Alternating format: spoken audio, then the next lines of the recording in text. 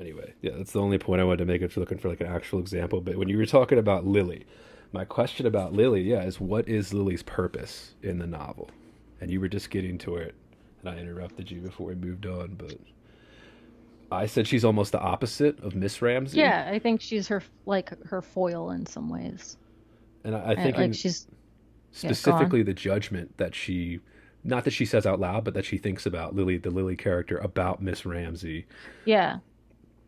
Well, and also well, right, and that judgment wasn't overtly stated at first, but sort of comes about later on as like this thing, like this idea that Mrs. Ramsey always gets what she wants. She,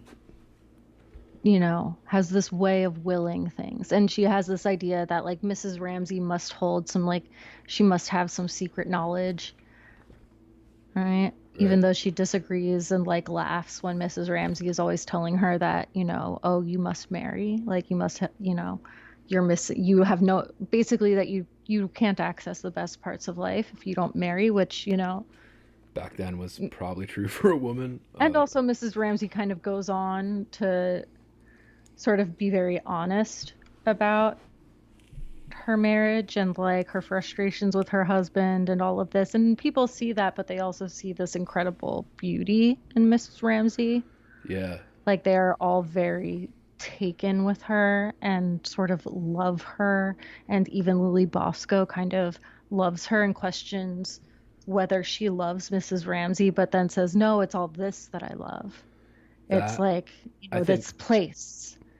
And so like this sort of like housemaking and this sort of sense of comfort and of always having, you know, like people and like just something happening around well, you. you would I could argue that the biggest change in terms of like character change that you kind of expect in a traditional novel form is Lily, because Lily is most of that last section, her perspective and her kind of reflection as she sits there staring at her easel kind of trying to paint. And like, because Mr. Ramsey doesn't really, and I would say James as well, because James is only mentioned briefly in the first section because he's very young, and then we jump 10 years and he's 17, so he's like 7 in the first section, and they talk briefly mention that he hates his father, Oh, and yeah. then Well, they at the end, briefly at the very beginning, she like you get this wonderful moment of Mrs. Ramsey.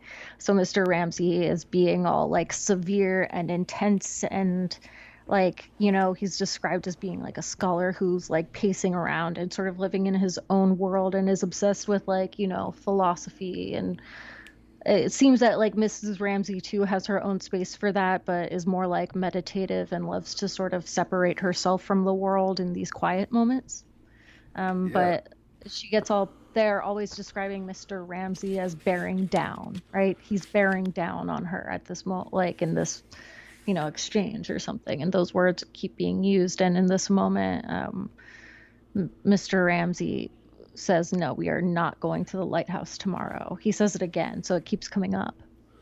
that's going And back. then Mrs. Ramsey thinks about James and says, yep, he'll remember this moment for the rest of his life.